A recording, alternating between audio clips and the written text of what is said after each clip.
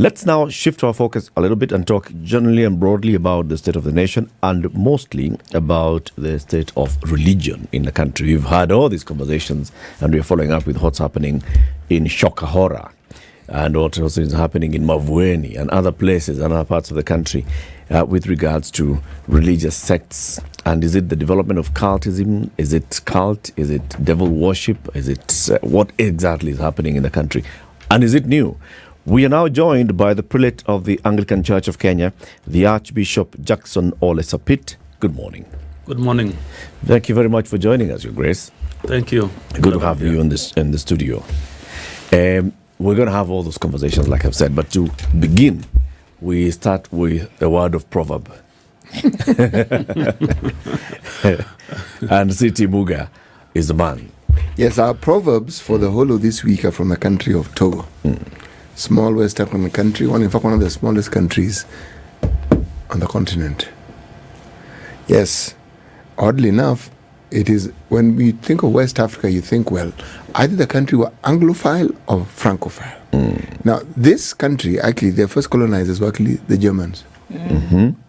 Yes, but then after World War I, the French took over. And of interest, the religion that is practiced the most in that country is actually Christianity. 48% of the population are Christians. 33% traditional religions. Yes. Okay? And Islam on 13%.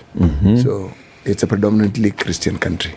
I say this because some of the other countries we've looked at, you will find there's an interplay.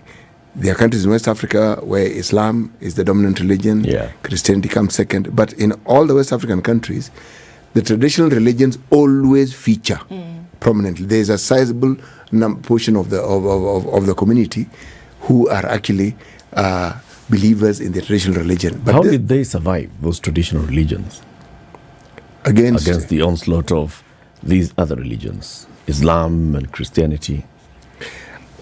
My thinking from what I have read is not that they survived. They were never extinguished. It's a question of, you see, people who even profess the Christian faith still practice certain traditional aspects of their religion. Yeah. Now, when they give these percentages as 13% or 20%, it means in that country, those who profess the traditional religions come out more. But it does not mean that those who profess the Christian faith do not acknowledge or participate in the traditional religion to some degree.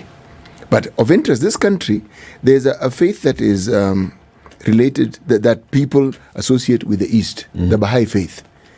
There's it's 0.3% of the population are Baha'i. How that came about, I'm not very certain. But it is one of the first times I've actually noticed that when I look at the religious composition of a country. Right. Yes. The proverb. The proverb. It is better to walk than to curse the road. It's better to walk than to curse the road. Yes. Your Grace, when you hear this proverb, what's your interpretation of it? I'm trying to figure it out, but I think casting the road means, imagining the road or casting that slab or making it. But the imagination of the road is to travel through. And I think the walking then means the road is to provide an opportunity for you to move from one destination to another destination. But unless somebody walk, then the road is not enough. So I think walking means, take advantage of what is there, the road or the way, but make use of it by walking it so that it is a movement, it's a walking. It's not the road. The road can be there forever, but if nobody moves on it, then I don't think it will serve the purpose. Yeah. Archbishop, we are at a place now in the country where, of course, all the focus is on religion and Christianity and the various denominations and then sects in Christianity. And of course, what has happened in Shakahola is something that everybody is shocked about. First of all, just your reaction to what we are seeing in Kilifi. Yeah, what we are seeing in Kilifi is a very unfortunate situation because the unfortunate situation in Kilifi is that the Bible has been used to cause the atrocities because they used the teaching of the Bible on fasting, but the Bible does not teach us to fast to die. It teaches us to fast to be pious, with our faith, because it's a moment of concentration in prayer and meditation, an opportunity that you can be able to put all else aside and focus your attention on God, but not to die physically. Is for you to survive spiritually and to be stronger and deeper rooted spiritually. But the distinction here is Christ, our Savior, who gave birth to the church, or the founder of the church, the Christian church. Although we believe in the Old Testament in its entirety, it points to Jesus coming, but Christ is a founder of the church. And his teachings is about saving humanity, is about saving lives. And if we read correctly, John chapter 10, verse 10, he distinguishes. He says, we will have many other people who will come and present themselves in his name. He refers to them as bandits and robbers. And he says the main soul, the main focus of a thief is to steal, to kill, and to destroy. But he says, I have come to present a different worldview. I have come to give life and give it in abundance. So whoever comes in the name of religion and the focus is to take human life is not of Christ, because Christ came to save, not to kill. He came to give us hope, not hopelessness. He came to provide joy, not sadness. He came so that he took our place and died on our place, and he has not required any one of us to die on anyone else's place. He requires us to be saved and to be with him. So the distinction here is he came so that he may give us life and give it in abundance. And abundant life is not just, in the Hebrew translation is shalom. And shalom means peace, basically, but it's not just peace. It is the ability for us to have satisfaction in all that we require: food security, a healthy body, healthy relationships, a healthy environment. It encompasses all that. That where we live is a place of peace and joy and hopefulness. So let me dwell on the first. He said the thief comes to destroy, to kill, to steal, to kill and destroy. Now, when the thief comes, and here we are imagining a thief of people, not a thief of sheep, he begins by stealing the mind. And that's what we are seeing, indoctrination of the mind. So the mind is twisted in the way we think, in the way we are tuned by God. And then the mind always goes hand in hand with the heart, because it is what we understand that sinks into the heart so that we believe in it. So when he attacks the mind and confuses the mind, then he steals the heart, so that our faith believes is completely destroyed. And that's what we have been seeing, that somebody comes and completely indoctrinate people and lead them to mass death. And this is very horrific. I don't think it qualifies for us to call that church a Christian church, because no Christian church is out to kill people. Every Christian church is pointing people to salvation, to a place of harmony and a place of joy. If you look at how the missionaries brought Christianity to Africa, and judging by what was present in the mission station, if you go to all those old mission stations, there is always a church, there is a school, there is a garden, there is a dispensary, all to preserve life, so that you are addressing the soul with the church. The Christian teaching addresses the matters of the soul. The school addresses matters of the mind, so that we have the correct perspective of things and understanding of what things look like. But we also needed a garden for promotive and preventive health, so that they begin to teach a balanced diet. They begin to, teach how we can boost the immunity of our systems and become food secure. And then when diseases now strike the body, there was already dispensary, so that people are prayed for, but they are also treated. And that's why if you go to many of our old mission hospitals, like if you go to Tenwek today, the welcoming words is that we treat, but God heals. Because there must be an aspect of God has given us a mind to be able to develop conventional medicine. We had even traditional medicine, and we are using plants, and it is in those plants that we have all that the body require, so that it can boost its immunity. So even the imagination of the Christian church, when it sets itself, especially in Africa and other parts, is we must look at religion within the context in which God has put us. And the context is that we are in different spaces altogether, in different tropical, and altitudes, where there are diseases of this kind, of that kind. And we believe it is God who has led us, the human mind, because he's in charge of the human mind, to discover medicine and discover how we can be able to correct our systems when they go wrong. And therefore, the church has always, and that's why we still provide 40% of healthcare in this country as a Christian church. That's why we are still very much in education.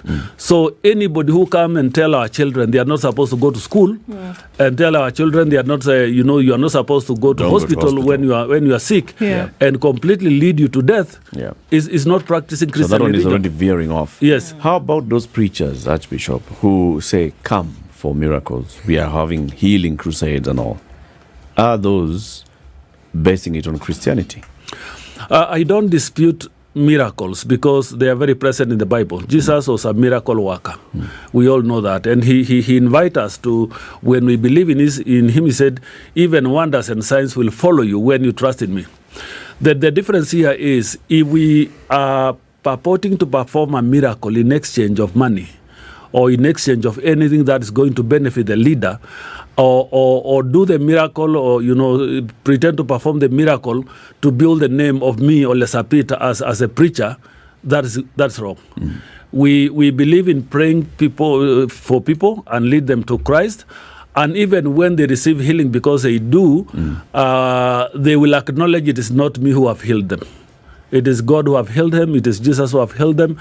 And therefore, I don't dispute the power of God in being in charge of our systems, because we see him every day working out things that we don't even know how he's working them out. So where do you draw the line, if I may just interject, between saying all those things that we are saying about healing and acknowledging the power of healing coming straight from God, and then the preacher who says, bring the sick, we shall pray for them? People go to hospital, get their loved ones from hospital, because this person has been here for 6 months, amelala tu ward, bill inapanda, tumpeleke kwa preacher, akaombewe. I don't believe in that. I believe in a preacher who reaches out where the sick one is. So if my loved one is in hospital, and I want them prayed for, we will pray for them in hospital, because we'll pray for them, and the nurses and the doctors and the medicine they are taking, that whichever way God is going to use to bring healing to that person is within all that framework of the treatment procedures that are being undertaken.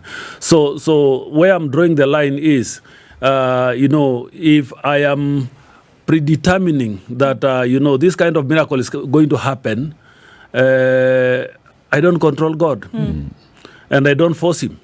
So whoever pretend to have a monopoly of forcing God to do this or do that, I don't think is using the Bible correctly. All what the Bible tells us is we bring our prayers and supplication to him, and we leave him to make the decision to do what he wants to do, whether to heal, or if that was a destiny of that person that he has to go with that disease, we still acknowledge it is a will of God. And that's why when we pray, we don't pray that, what I am praying must happen. That kind of push that it must happen, because that's where the hype is now. It must happen with such and such a preacher coming. Things must happen. There is no a must happen with God. And that's why Jesus, even when he was praying on the cross, when he was in that agony and pain, he said, let your will be done. So I believe in prayer that we will ask God to do us a favor of healing as we are requesting and seeking, but at the end of it all, we ask him, let your will be done. Even how he taught us in the Lord's Prayer, he said, cry out for the kingdom, that the will of God will be done as it is, on earth as it is in heaven. It is not just our will, it is the will of God. So the moment I push my will so that I want it to happen my way, and for my fame, and then for money, we have heard of these many stories that people even before they arrive, crusade is being planned, and somebody says, for you to access the dais for prayers, you must pay this amount of money. I've heard a story of somebody says they are even asked, if the problem is bigger, the note must be bigger. If the problem is smaller, then the note must be smaller. All this is fake, because God does not require us to pay anything for him to move and to do things for us. He does it freely. Sure. Even as we say this, I mean, with Shakahola, as shocking as it is, unfortunately, it's not the first time that we've seen what would be churches go off the grid or go off the mark. Now, it is because of past incidents, whether they be, lesser in terms of gravity. It's because of these past incidents and one of this then that there have been calls for regulation of the church, right? And the leaders who often are behind some of these things, I'm going to call them leaders quite carefully, that are behind these things have come from a church. They usually have left a church and started their own. They have come off the tutelage of somebody else in the church. And because of this that we see, the horror that we see, many would argue that's why we see these calls coming from as high as the president himself saying that there perhaps is time to have some kind of regulation done. He's not the first one to have suggested it. There's even an inquiry that has been set up into this Shakahola incident. But at the same time, the same commission is going to be looking at, okay, is there a need for some kind of regulatory framework? Yeah. Do you think there is? I think when we began congregating as Christian churches in Kenya, let me go back a little bit to the missionary enterprise. When the missionaries first set foot in Kenya, they realized at some point they are competing for the same person. They are going to confuse the same person because he came as a denomination. And there was that meeting around 1913 where they created what they call spheres of influence in Kenya so that they stop confusing the populace. And that's why you find now these days there are churches with a heavy presence in a certain region because there was an agreement for the Christian church not to confuse people that I will have influence over this region and influence over that other region. That's why you find Methodists in Meru, you find because you are given that region, SDS in Southern Nyanza and Kisii, AIC in Ukambani and Masailand and Litain Mission, AGC particularly in Tenwek and Bomet. You'll find Anglican Church in Mombasa because of Rabai Mission Station and Kahuhia Mission and Embu Mission and the PCS around the Gov't area and Tumutumu. So from there they sprang to spread to the rest of the country because they wanted to avoid confusion. And they had meetings many at times just to check on each other whether they are doing the right thing. Right. When now around that time we began to have imaginations of a coming together of Protestant churches, that we have the National Council of Churches of Kenya, and we have KCCB, which is a Catholic fraternity. Now we have the evangelical wing. Now, what we wanted, what the church was imagining is that those organizations that brings them together fed them before they become members. Like now I am in NCCK and I'm in the church membership committee. I chair that committee. And that's where we check which church want to join NCCK, what is a statement of faith, what are their belief systems, what are their practices, and how do they practice worship.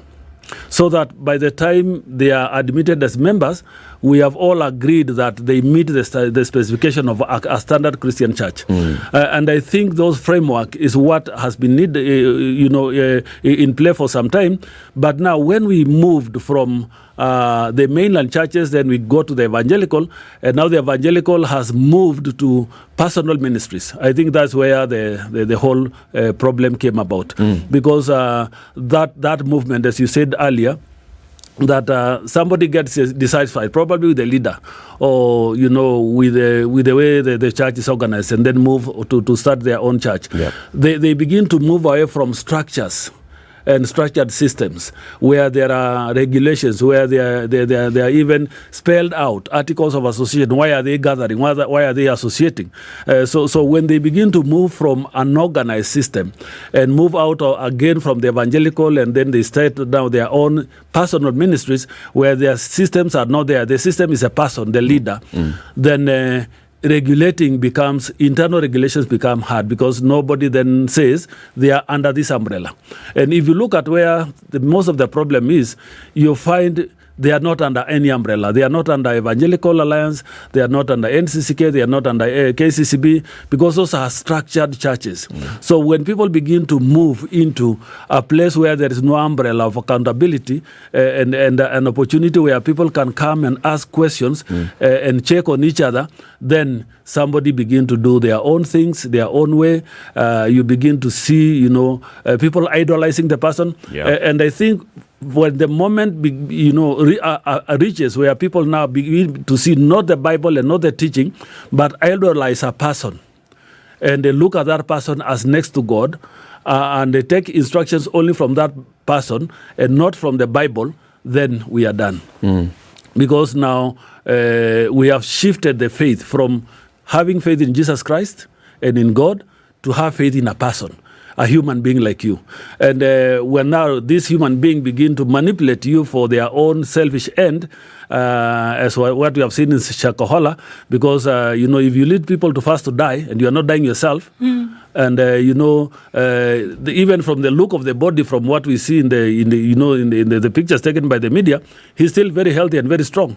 And how do you then, as a believer, agree to die, and the person telling you death is the only way and is not dying himself? How do you begin to resonate with that? So all what I'm saying is that this is indoctrination, and I think the drawing line is when we move from structures to non-structured. When you start going to outside of structures. Yes, now if you come to the Anglican Church, I am the leader, but I'm not ever present anywhere. I don't announce, that we are going to do this thing, big thing that bring a name to myself. I preach in dioceses, I preach in the cathedral, but I preach Christ. I don't preach myself. I don't show myself as the most worth person. I want Christ to be seen, not me. And there is a regulation framework that governs how I do things, even handling church resources, because I think the big thing around this hype is generating resources for the person. I don't handle any church funds apart from the salary I'm paid. Because there is a system that handles that. There are approval systems. There are audits that must be done. So I think we need to begin asking ourselves, can we audit the Christian family and ask ourselves what governs them, what makes them associate, who make decisions, how those decisions are made, are other people involved, or is it about just this leader? But more specifically, we must interrogate the teachings. What teachings goes on to the congregants? What's the doctrine that they have? Yes. When the former Attorney General, Professor Gov't Muigai, came up with a proposal and a draft to regulate churches, where did you lie? Where were you on that? What was your position then? My position was, at that time we said, instead of letting the government, who may not understand the depth of the churches, come with a framework and write the regulation, why don't the bodies, the umbrella bodies of Christian churches, do self-regulation? And our push then was, let us regulate ourselves, and that's why we in the NCCK now have even that membership committee I talk about, where we sit to vet to say, who is coming in and who is in and what are they doing. Even when a church has a problem, like for example, a member church has a problem in leadership or whatever other problems, it is a responsibility of the other Christian family within that umbrella to go to the leadership of that church and ask, where is the problem? How can you help us solve this problem? Is it a doctrinal problem? Is it a leadership wrangle problem? Is it an immoral problem? What is the problem? So that we are able to dissect and segment so that we know what we are addressing. So you're all for self-regulation? We want the self-regulation, but as we are today, I think there must be a national agreed framework where now not only in us accepting membership, because where we are reaching ourselves is only in accepting members to our umbrella. Yes. But now we want a regulation that regulate who is registered in Kenya. Because unless we regulate who is registered in Kenya, then we can still leave things open. And this open-ended thing will bring everybody else without infiltration. Because now, as I said earlier, when now we move from structured umbrella bodies and we begin to operate individually, and we are still registered without an umbrella body, then it becomes a problem. So what I want to advise is, let the government identify the umbrella bodies of the Christian family, or even other faith, even the Muslim, because they also have Shias and Sunnis and all that. Yep. Let them identify the umbrella bodies. Let them see to the membership of the umbrella bodies, and anyone else who want to register a church must be vetted and meet the criteria of that umbrella body they want to get registered, so that the government has a way of holding accountable a bigger body. Why did you allow this to enter? And I think that we will be able to have checks and balances. But I think even the criteria of vetting and asking ourselves, what are the belief system of this person who want to be registered? What are their teaching? What has been their practice? What is their history? Where are they coming from? Why did they separate from that other group? Yeah. So if we get that history done, then we can be able to know who is in Kenya. And I think it is also important for the government to know who is preaching in Kenya and what are the preaching messages. Because that is where we now find radicalization preaching. We will find now Christian extremism preaching, and we find things like what has happened in Shakahola. Because if we don't have a way of knowing what is being preached and taught in any organized group, then we can land it into big messes and problems. Let's take a break. 27 minutes to 10. This is Kenya's biggest conversation. The Archbishop Jackson Ole Sapit of the Anglican Church of Kenya is here. We're talking about the rise of cultism in Kenya, or how then to regulate this. And he says, yes, let's have a conversation around regulation. When I first read the proposals that the former Attorney General had proposed, my mind went to the country of Germany. Germany have a very interesting tax. It's called the church tax. And it is paid, well, depending on what you earn, 8 to 9% in some of the provinces. But it therefore means that just like we have KRA with the money that we pay, in Germany, organizations that are Christians have a lot of money allocated to them because people pay direct tax. Now, in such a setup, if the government wanted to play an important role in regulation, one would understand. Because they also have a very important role in ensuring that you have funds for your activities. But now, I'm bringing this in because I want to talk about regulation, the role that money plays in regulation, and how well regulation actually works even when you have it. Because regulation, in theory, puts down the pillars and the structures by which you must conduct your activities. But then how do you make sure that these activities are actually carried out? Your Grace, that's the question I'm asking. Yeah, I think you have raised a very pertinent question that you can easily have a very well articulated framework on paper. But when it comes to practice, it is going to be something totally different. And I think that's where what we have in many areas in our country and many countries in Africa, that we have good paperwork. We have many nice frameworks, but practicing them has become a challenge. And therefore, I tend to agree with you that unless the whole regulation framework is tied to a very tight way of monitoring and constant evaluation, whether it is working or not working, but have a way in which we can be able to say, yes, we are meeting the criteria because this is what is happening. As you mentioned, in the West, they have a way in which taxpayers are apportioned to religious organizations, especially those which are doing social transformation programs. And that's why even, Bread for the World and other agencies from Germany are funded through that government fund to support even programs in other income areas. In that arrangement, the government might have an upper hand because it is putting its resources into the hands of this religious organization to be able to do and supplement what government is doing. But in our setup, churches are let loose to fend for themselves. And I think even what the government is trying to say is also the churches must be followed for taxes, which I believe we have a way of earning, and we are not putting that into the programs of worship. We must be taxed. My salary is taxed like any other Kenyan.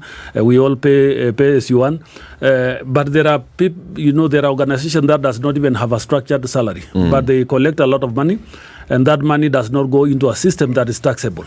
And I think this is where the government is finding difficulty. How do we follow that? Because we raise money, and that you through a crusade or through a big meeting, and that money does not enter into any system that you can be able to tax. So I think regulating in that form, in making sure that structures of every organization has to be clearly identified, how their structures of management are. I think that is what the government need to give us a framework, but it rests now with the individual churches to make sure that they meet the criteria, and if there is a way in which that criteria is checked from time and again, that there is a checking system whether I am following the right thing or I'm not following the right thing, then that kind of a framework can make me work and can make me follow the right thing. But without a framework, and I know many of our preachers and church leaders may disagree with what I'm saying, because they will say, we cannot have Christians' money being, followed, because we already have had this argument that we already tax when we are buying things in the supermarket, the 16% VAT. But there must be a structure in which when that money comes, then you define what goes to mission. The government does not tax that. You define what goes to your social programs. The government doesn't tax that. But what you are paying out, you have given a contract, you must pay the withholding tax. If you are constructing, whether you are people have salaries, they have to make sure that those salaries are deducted the pay as you earn, so that the economy of the country moves. Unless we have a framework that ensure that we all have a structure in which we operate in that enable us to meet the criteria that the government is doing, we cannot. But more importantly, this is just on the area of money. I think more importantly is for us to be asking, how can we, but that can only be done by the Christian family, how can we then develop a framework in which what we teach and how we teach is also put in checks and balances.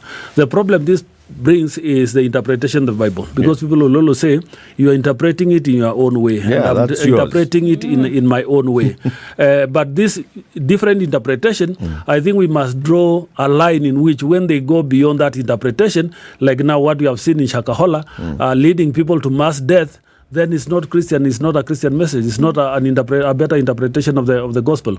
But so this is what makes it harder, because the way I preach is not the way somebody else preach. The way I interpret the same verse is not the same way somebody else interpret. And we are in very interesting times. And the Bible foretells some of what is happening today. If you read Matthew chapter 24, verse 24, Jesus says, there will arise a time when false preachers will come, prophets.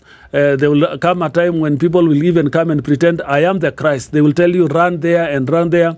They will teach every man of doctrine, which will even confuse the elect. So Jesus foretells that, as people begin to interact with the gospel of the good news, there are always those who will want to take advantage of how do I benefit from it. Remember, even in the Bible, in the book of Acts, there was this man who had this girl who had a very, gift of prophecy, and he was using the girl to earn money. So when the disciples came to heal the girl, it was a big controversy. How do you heal her of this evil spirit? Because that is my earning lifeline. And I think the big problem now is any conversation suggestion about that regulation will be you are attacking my lifeline, how I earn my but this is my where, resources. like you say, the community of Christians, if you look at those organized ones, the National Council of Churches of Kenya representing the Protestants, the Evangelical Alliance, the Evangelical Alliance, the Kenya Conference of Catholic Bishops, as institutions that are there that have these frameworks, when you've been watching all these things happen in the country, you've been quiet, Archbishop. No, I you don't have think- seen preachers who say, come and we are going to have miracles. You have seen TV stations and media expose there's a preacher here who's asking people to pay X amount of money for a miracle. These institutions have been quiet. The problem is what I said earlier, that they are operating outside of those umbrella bodies. And it will be very difficult for me to come and say, because I've had a preacher preach in the street who does not, hold accountable, has no accountability system to where I belong. How do I hold that person accountable?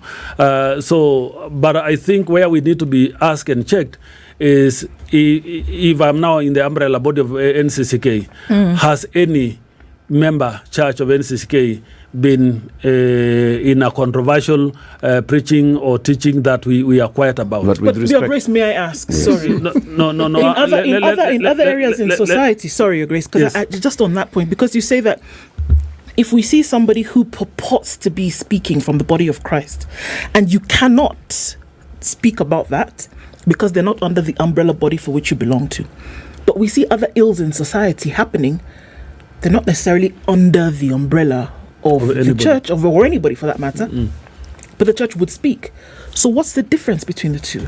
They all present an ill of one way or another. I'm not saying we can't speak, but I'm saying we don't have a way of detecting earlier that this is where it is leading. But when it comes now to a place like what we have seen in Shakahola, I think most Christian bodies have come out. I've also spoken about, not just now, but even before, I've had several interviews since this happened.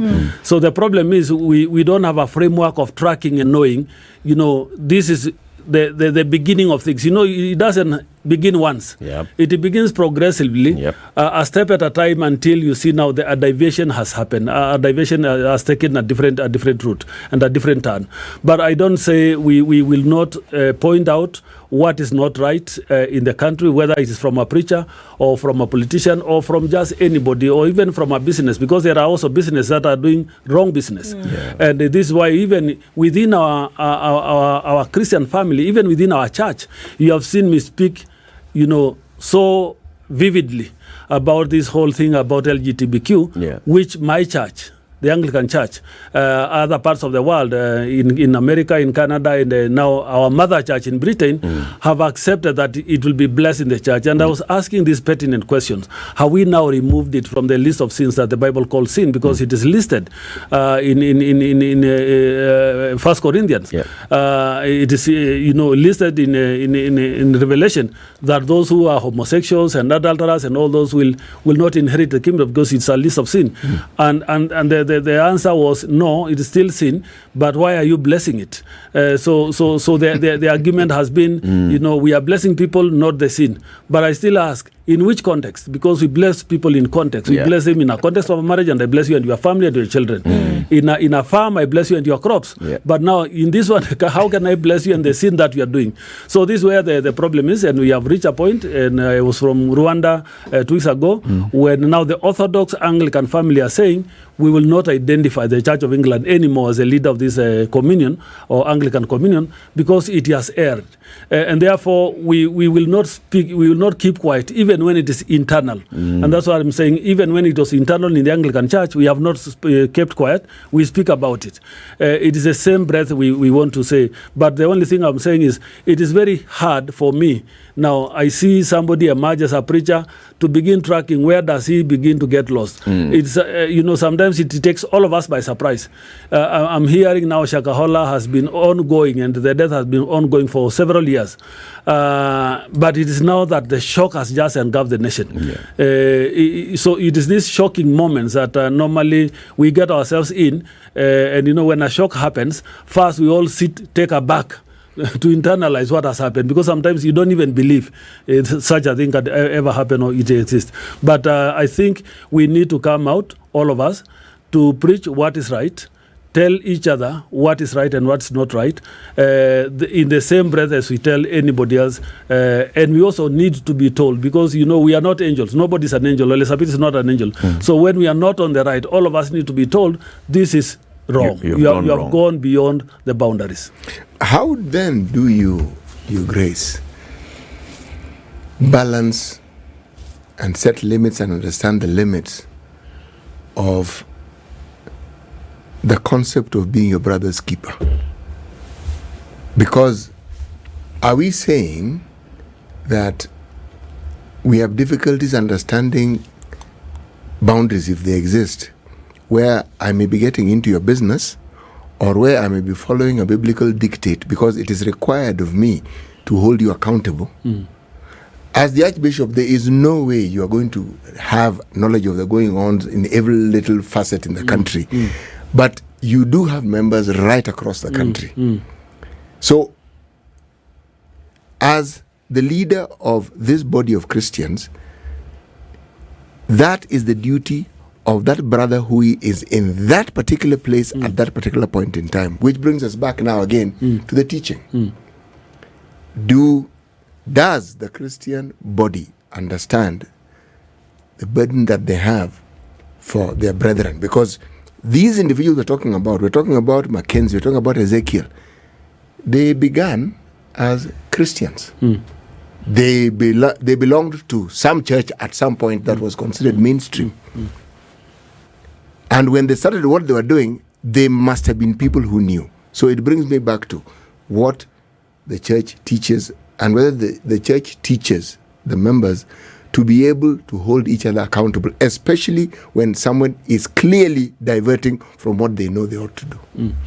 Yeah, I think this is an area we can say we are all wanting, because it can happen that something wrong begins and go on for many, many years, or even many, many months without anybody detecting.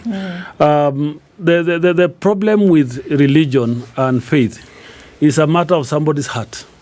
And sometimes even the followers drive the leaders to a crazy frenzy because of the hype and the praises. And you can see not only those whom they are members, even our own members are victims. They have. I was told recently, I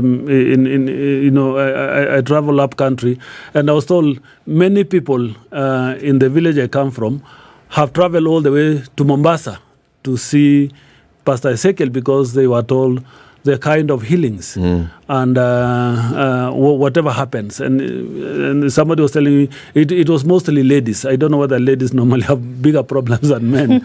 But there were buses that left my rural village going all the way to Mombasa seeking for healing. So what I'm saying is, when somebody purports to have a certain amount of power, and, people begin to come and they go back home and they praise, and everybody began to claim of a healing or something that happened to them, to get that person out of that, because they have already made the claim, now I'm a better person. Remember, it's not only the Christian faith. Do you remember recently Babu arose in Tanzania? He was not, he was just giving people a small concoction. How many buses and even choppers and vehicles from every town in Kenya he knew, there was a bus station to Loliondo. Yep. And the people are packed every day, and people were going and they were dying, but people were not even listening. They were still going and they were going to die.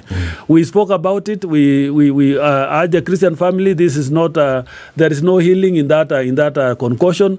But everybody was flocking because they believe their heart is going there, because there was something they are going to look for. So matters of religion and faith. The problem is that what I said earlier, when the mind and the heart is stolen completely, to cut off, sometimes you will even try to correct the leader and the individual, but whoever is following and have believed in them will be up in arms saying, this is our person. We will go whether you want it or you don't want it. We will go to that person because we believe he has what we are looking for. So I think it is all of us to ask ourselves, how do we begin to detect some of these things? How do we come back? But then, is this an indictment, Archbishop, on the mainstream churches? Because if you look at it, if you look at the churches, members of NCCK, the Catholic Church, and then the evangelicals, many of the evangelicals, actually, the leaders were part of these mainstream churches. Now, these new ones also draw themselves from that. Is this an indictment on maybe the Anglican, the PCAs, the AICs? There's something that you're missing that people are looking for and they're not getting? I think I will want to say probably yes. And I think we need to, it's a wake-up call for all of us to ask ourselves, what is it that we are not teaching properly? What is it that we are not giving properly? But the hype of what you see today is this claim of these instantaneous miracles. And the preaching is two more, the miracles and the financial breakthrough. And, when people are told you are coming to, you are going to have a financial breakthrough, you are going to have your doors open, you are going to get a new job, after this prayer, you'll take this handkerchief, everywhere you go with this handkerchief, everything is going to work out well. This is not a place we want to be prepared to go ourselves, because we don't want to preach that kind of preaching.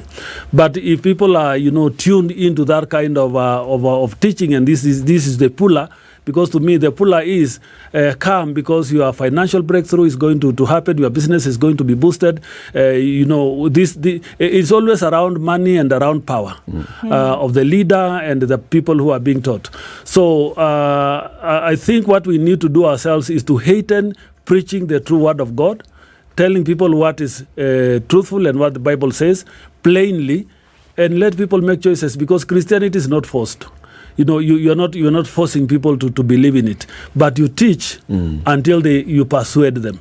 So I think probably our presence in these spaces might be wanting in many respects. And the other area I know we are wanting is the whole area of nurturing our young ones, because people begin to get astray when they are young. The Bible teaches us, teach the children the way to go, and when they grow up they will not depart from it. That is in Proverbs. So we need to continue nurturing the church right from the from birth, from when a child is born. How does the parents handle? So we need to put more emphasis on parenting. How do we nurture a child in the Christian way? We need to evaluate our Sunday school and how we are presenting our teaching. We need to follow to the teens. Normally we have many children in Sunday school, but when they become teenagers and they get out of family and they go to high school and they go to university, that's another area that normally when we lose them. And this is where now most of this preaching happens. It happens in campus. It happens in our colleges. It happens, the great, some of the entry points are normally at that moment when the imbalances in hormones, the imbalances, the adolescent crisis. That's where the entry point of many people are. And I think that's where probably I want to own up as mainland churches. Our emphasis has been on a stable church, and we wait people to come to church, and we preach good sermons, we make good teachings, but we don't follow them. Where are they? You're not evangelizing. Yes, where are they? Where are the young ones? So speaking of that then, we've focused a lot, if we're just going to still stay on Shakahola even as our time runs, we know that there's an individual who's being held responsible for all of this. And through the conversation, we seem to forget that the 6,000 strong congregation, rest the souls of those who have departed, who believe what this man has been preaching, and they are still in society, they are still in community, they are still influencers in their own right. What needs to happen as far as they are concerned? I think there is need for a huge campaign of rehabilitation and a deliberate outreach to them, that a process has to be initiated of how to, remove the bad doctrines out of their minds. Because you remember, these people have been stolen their minds and their hearts. They are completely into it. You saw even when people are being rescued who are starving to death, they are refusing to have anything in their mouth. Yep. They are saying, I'm just ready to go. I'm going to meet my Creator. That is what I've been told. So don't bar me. I'm just about to be there. So there is a need for a lot of rehabilitation, a lot of counseling. Not just the Christian family, but a lot of counseling has to go in, to bring back the mind to where it was before, because this is indoctrination through what I can also call hypnotism. You hypnotize somebody to completely get out of his mind and begin to see things in a different perspective, and remove the human person in that person. And it is easy for those people, who have done a lot of psychology to engage in that and rob people's minds, and they still together with the heart. And that's what Jesus said. They come to steal, to kill, and to destroy. So after stealing the mind and stealing the heart, the next thing is just to kill you and then completely destroy. That's what we have been seeing happening. So we need to do a lot of rehabilitation. As we speak, the Anglican Church has sent missioners to Malindi Diocese, which cover Kilifi. 1,000 of them are already there in villages from all over the country, from all dioceses. They were sending 100 per diocese, 60 and 80. So we have made up 1,000 missionaries who were camped in Kilifi the whole of last week until yesterday.